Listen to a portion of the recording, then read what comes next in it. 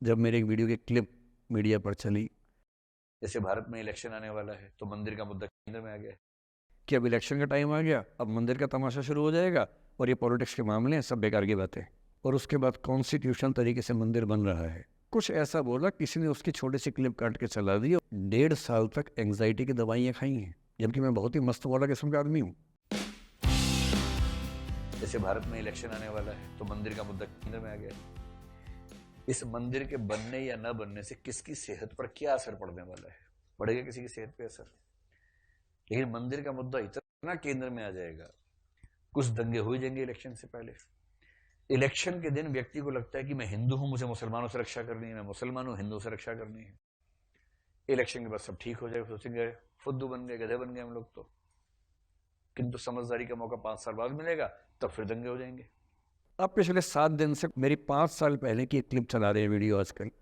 2019 के इलेक्शन से पहले जनवरी में मैं एक क्लास लेते हुए कह रहा हूँ कि अब इलेक्शन का टाइम आ गया, अब मंदिर का तमाशा शुरू हो जाएगा और ये पॉलिटिक्स के मामले हैं, सब बेकार की बातें। उस समय ना सुप्रीम कोर्ट का जजमेंट आया था, ना कुछ और हुआ था।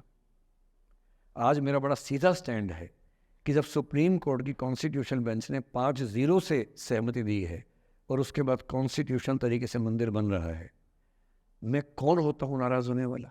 मुझे क्यों खुश नहीं होना चाहिए? दुनिया में हर धर्म के ईश्वरों के नाम पर मंदिर हैं, उनके जन्म स्थान पर मंदिर हैं। मेरे धर्म में क्यों नहीं होना चाहिए? मुझे क्यों परेशान होना चाहिए? और कुछ लोग पिछले 7 दिन से 5 साल पहले की क्लिप चला रहे हैं। मेरी टीम परेशान है, मैं परेशान नहीं हूँ। मुझे भेजते हैं कि सर ऐसे हो गया, सर इतने वीडियो चल रहे हैं। मैं सुनता हूँ पर तनाव नहीं होता है, क्योंकि मुझे पता है कि किसी दिन किसी मंच पर हो, जैसे आज मैंने बात बोल दी, कहीं और बोल दूंगा, बात खत्म हो गई। कितना लोड लेंगे? और आप लोड लेते रहेंगे तो दुनिया देती रहेगी। दुनिया के पास बहुत है देने के लिए, वो हमेशा देते रहेंगे। खुद को ऐसा फूल प्रूफ बना लीजिए, शील्ड बना लीजिए अपने आसपास कि तनाव आता है फिसल के निकल जाता है। और अगर आप तनाव झेलने के लिए समर्थ हो जाते हैं, लेट गो कर देते हैं, मैं दावे से कह रहा हूँ, सफल कितने होंगे मुझे नहीं पता, जिंदगी आपकी शानदार होगी, ये मैं गारंटी दे रहा हूँ। और जब जब बुरा अनुभव हो, जब जब जब जब जीवन में बुरा अनुभव हो, सबको होता है, आपको भी होगा। जब जब बुरा अनुभव हो, मेरा सूत्र वाक्य है, जो मेरे व्हाट्सएप का स्टेटस भी है परमानेंट, मेरे दिल में गुथा हुआ है, दिल पे छपा हुआ है, सबको बोलता हूँ, हर क्लास में बोलता हूँ, आपको भी बोल रहा हूँ।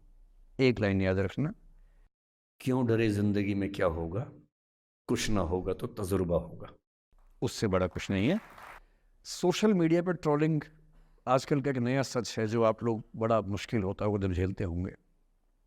आपने एक फोटो अपलोड की, कोई लाइक ही नहीं कर रहा है, आप बार बार देखने घूमोगे लाइक किया कि नहीं किया। दोस्तों को फ़ोन करें, लाइक कर, तो लाइक कर, तो भी लाइक कर, चल 5 लाइक करवाए, 8 लाइक करवाए, नहीं लाइक हो रहा।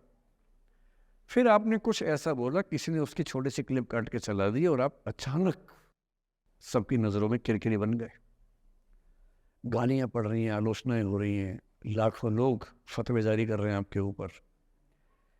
इतनी बेचैनी होती है इस दौर में। पहले के दौर में ये नहीं था, आपने कहीं कुछ बोला ख़त्म हो गया।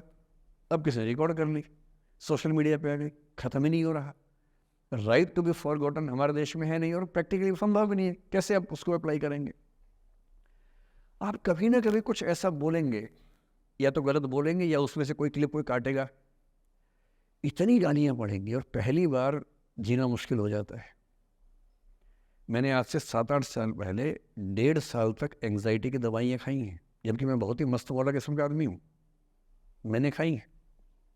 और जीवन में एक आध ऐसा दौर सबका आता है, आ जाना चाहिए। जब जीवन में एक आध बार ऐसा हो कि सारी दुनिया पीछे पड़ गई है, बहुत दिक्कत होगी, घबराहट होगी, बेचैनी होगी, एंग्जाइटी होगी, डिप्रेशन होगा, सब कुछ होगा। लेकिन एक बात ध्यान रखना, मेरी इस बात को ध्यान रखना, वो पहली और आखिरी परीक्षा है, उसके बाद कभी नहीं होगा। 8 साल पहले ऐसा कुछ हुआ था कि मैंने बहुत दवाइयाँ खाई, 1.5 साल दवाई खाई, 1.25 साल खाई दवाई।